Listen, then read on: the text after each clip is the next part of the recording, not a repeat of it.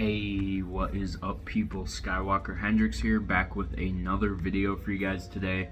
And today I am talking about the Acolyte Episode 5. Now, despite the controversy online over this show in general, I tend to stay a little bit more positive. I do have some critiques of the show overall, but overall, I like to stay positive. I love Star Wars. I don't want to talk about what I don't like. I don't know. Actual critiques of the show, I think, are warranted when warranted, but overall, this show, I've said it in my previous videos covering this topic a little more, the show is doomed to fail, but I also do think this is a broken fan base that Disney broke. I think the sequels, this is a direct repercussion of the sequels and the mishandling of that. And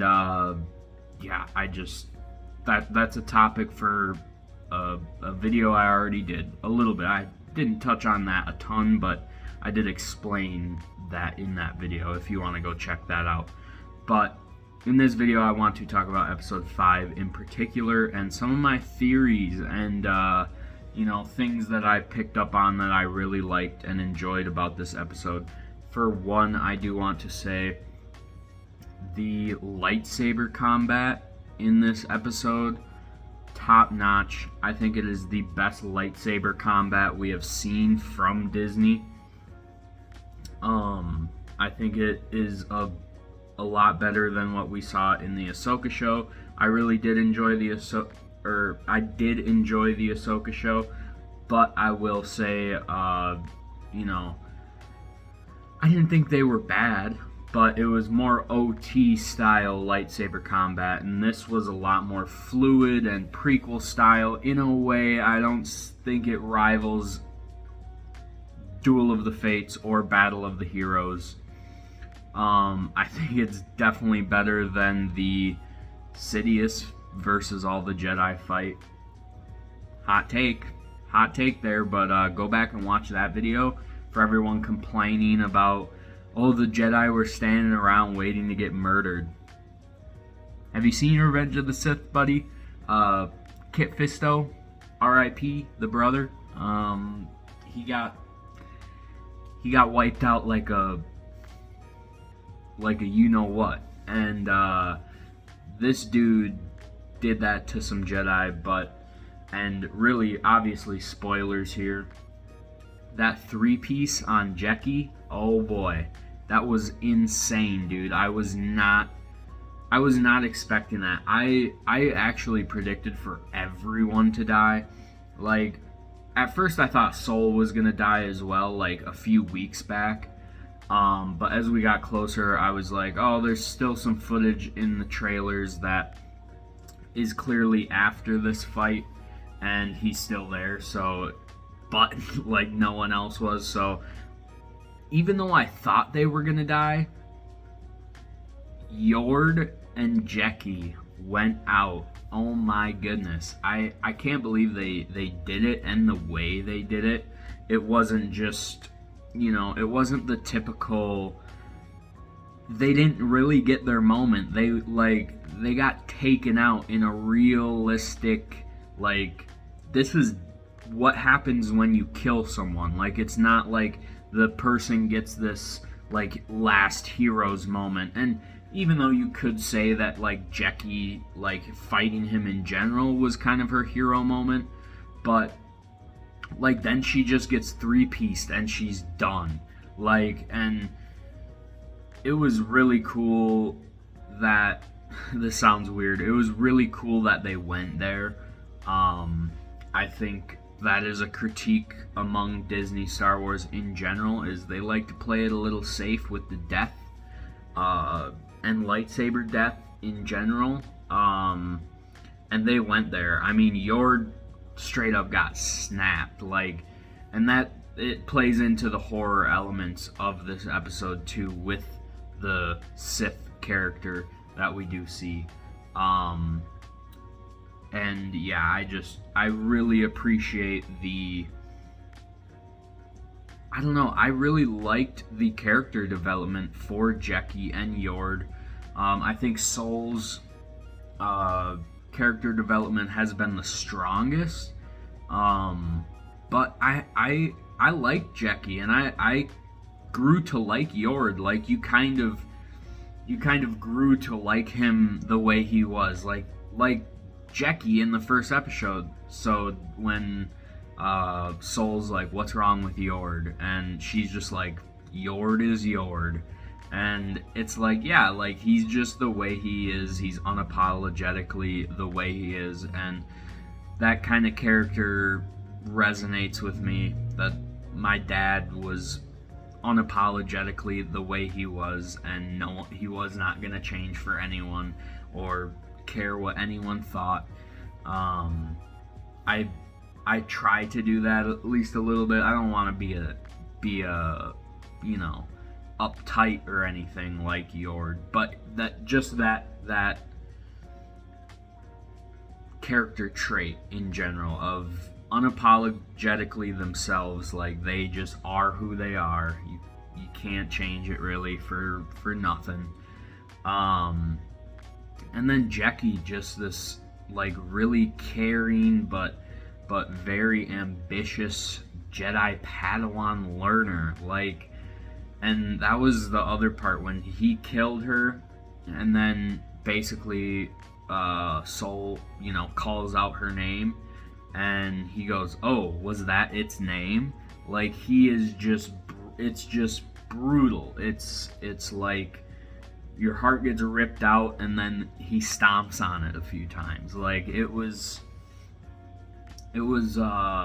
some great storytelling in a death scene.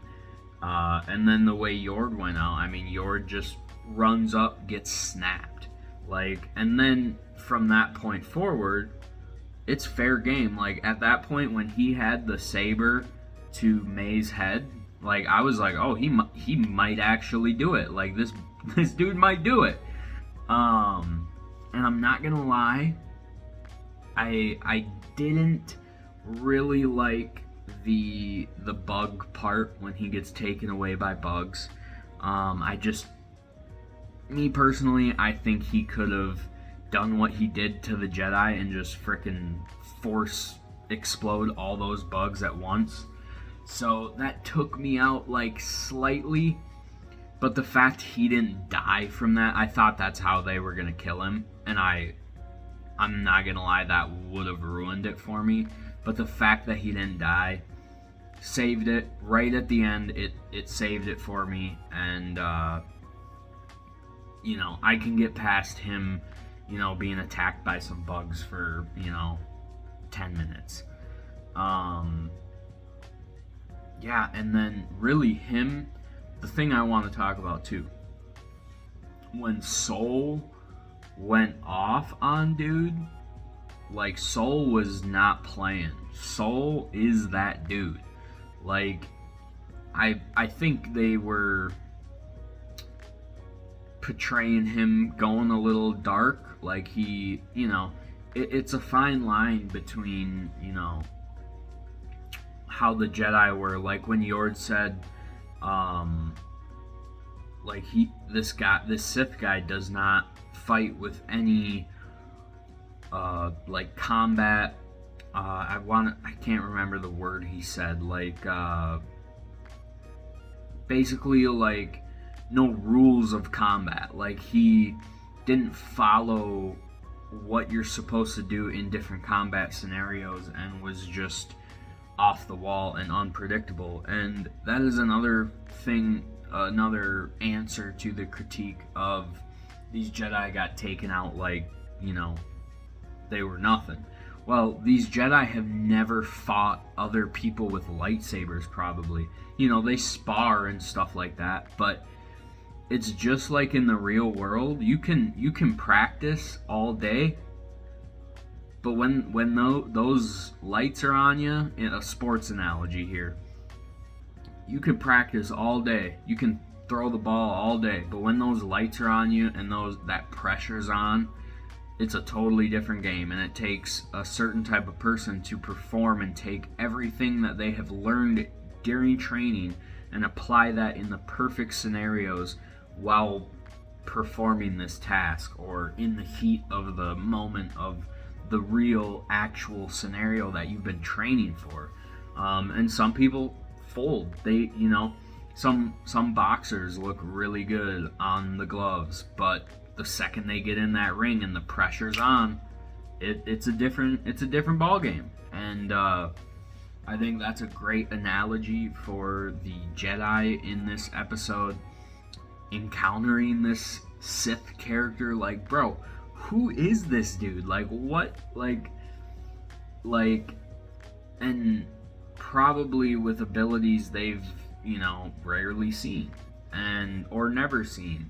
And also the fact that they're gonna get upset that he called himself a Sith, although I would argue that he is clearly not a Sith because he said he had no name, and if he was part of the Sith lineage, he would be a Darth. Like, he would have a Darth title of his name, and he said he had no name. So in my opinion, this guy is a Sith pretender, and that's how they're gonna skirt around that. I don't mind that as much. I think Soul will die by the end and not relay any of this back to the council. Again, I could be wrong, and maybe Soul does tell them what happened, and then they just, bury it and don't tell the actual council. Another critique, obviously, Ki-Adi-Mundi was in the show and kind of talked with Soul and other people involved, and they never said Sith or anything. They thought it was like a rogue Jedi or like a splinter order or something like that. So, and the whole point of Ki-Adi-Mundi's line in Phantom Menace is that he's wrong. Like, y'all don't realize that's the whole point of Bro's line. Like, you guys are acting like that line is like the truth, but it's not. Clearly he's wrong. So, like, I don't know what.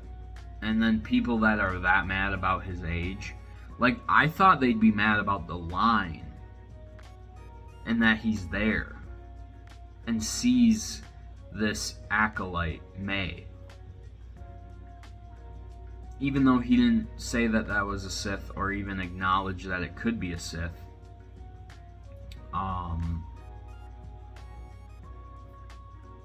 But y'all were mad about his age.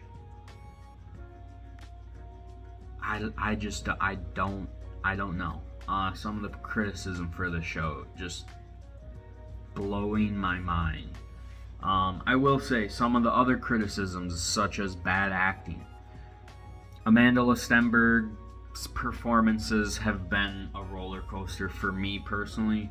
There's some moments I'm like, oh yeah, like this is decent. But there's other moments where I'm like, it's just, I don't know, it doesn't take me out really, or it doesn't ruin anything for me, but I don't know, it's just the performances besides Soul and besides the dude that is the Sith, Sith, I think those two are the best performances. I think Jackie and Yord actually are very solid performances as well, but pretty much everyone else I feel like is pretty, like, yeah, they're not bad. But overall, I'm just really enjoying this show. I absolutely loved this episode. I was on the edge of my seat, like, legit. I feel like people say that a lot, but I was legit, like, and then, dude, the second when he three-pieced Jackie there, dude, I was like, oh, like, dude, we're doing it. Like, we're really doing it right now. And then Yord, and he tossed Yord like a you know what? And I'm like, bro, we're doing it. Like, they're actually doing it. And I think that deserves all the credit. I think that is very, very cool. I think it served the story well. It showed that this dude was not playing. Also, bringing Cortosis into canon, even though I think it was technically brought into canon in the comic. But anyway, bringing it into live action was very cool. Sweaty nerd Legends lore right there. And that's just, I feel like this show is just a love letter to George Lucas Star Wars. I've said it from the beginning that I think this show portrays a lot of George's original themes and ideals from Star Wars, from the original 6 movies, and especially the Clone Wars. I think it's a love letter to Star Wars, like, in general. I just think, yeah, and it may not be executed perfectly. I totally get that, and I totally understand that this is the culmination of a broken fan base from the sequels. I don't know, I don't know, like, and I've seen both sides. Like, I've seen people that legit, like, see no issue with where Star Wars is at right now, and at the very least, I think we can't keep going like this forever, or I don't know, it's hard. We're getting into some, like, weird territory here, but I don't think this type of fan base, fan discourse for Star Wars is sustainable. That's really what I got to say at the end of the day. Something needs to change. I don't know what it is. I don't know if the content does need to change. Like, I also, this is a topic I was talking to some buddies about recently, mainly Fig Fury, but me and him were chatting a little bit, and I think I'm going to save this for a stream that I do with him, but I think nostalgia is the biggest plague on this franchise, and I think it ruins a lot of people's experience as an adult, or when they're, I don't know, it's so weird. It's such a weird topic. Like, I really, really think nostalgia is the biggest plague on this franchise, and that's so sad. Like, I hate that Star Wars has become so big and has transcended being an intellectual property, that it is almost like this, like, bigger than, like, life thing that people hold on to so dear, including myself. Like I'm guilty of it too, but I also am realistic. Like, I'm a realist at the end of the day, so I can see things for what they are. And yeah, it's just, people hold this thing so close to their hearts, and anything that contradicts that feeling that they had as a child is like blasphemy. Like, how dare you change this feeling? That doesn't feel like how I felt as a kid.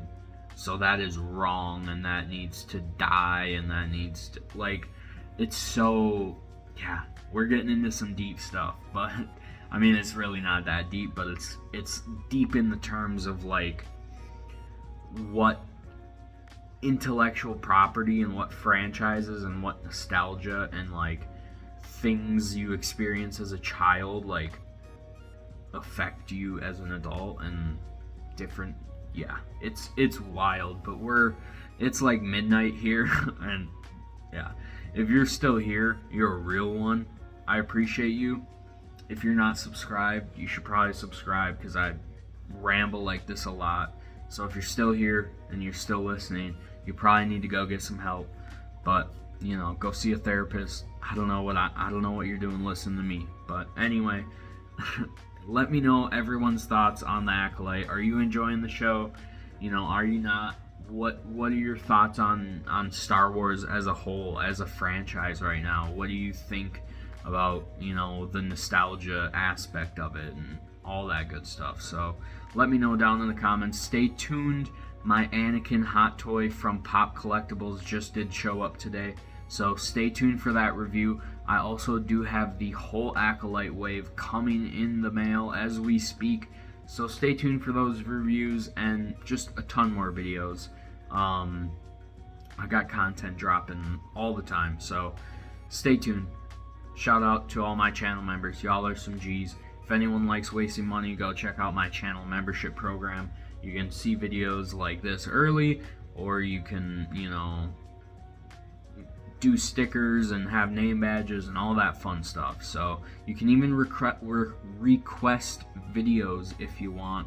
So go check that out if you like wasting money. If not, watching my video is honestly enough. Like, y'all are insane if you're still watching right now. I don't even know. Y'all deserve something. You deserve something. I don't know if it's ever gonna come from me, but thank you. I really appreciate it, y'all. Anyway, may the Force be with you. Ayy.